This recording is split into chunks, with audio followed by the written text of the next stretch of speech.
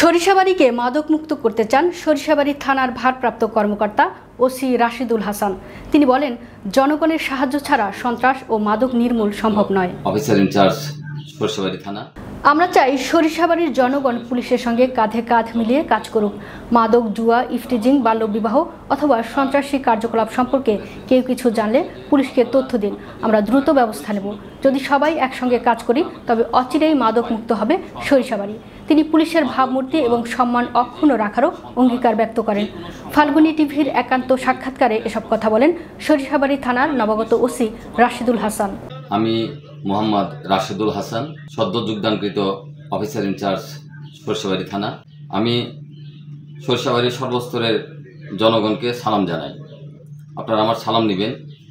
আর আপনাদের জন্য একটা মেসেজ, সেটা হচ্ছে যে আপনারা আপনাদের এলাকা পরিচ্ছন্ন করতে আপনারা আমাকে সর্বতোপায়ে সহায়তা করবেন। মাদক, জুয়া, ইফটিজিং, সন্ত্রাস যে কোনো সংবাদ আমাকে দিবেন, আমি ত্বরিত রেসপন্স করব। মাননীয় পুলিশ সুপার মহোদয়ের কিছু নির্দেশনা আছে, সেই নির্দেশনা বাস্তবায়ন করতে আপনাদের সার্বিক সহায়তা আমার লাগবে। আপনাদের এলাকা জুয়া, মাদক, সন্ত্রাস এবং যে কোনো প্রকারের অপরাধ নির্মূলে আপনারা আমাকে সহায়তা করবেন। আমি কথা দিচ্ছি, আপনাদের সহায়তা পেলে আমি এই সরিষাবাড়ি থানাকে অপরাধমুক্ত সরিষাবাড়ি গঠন করব। ইনশাল্লাহ। আমি সকলের দোয়া চাই। আসসালামু আলাইকুম।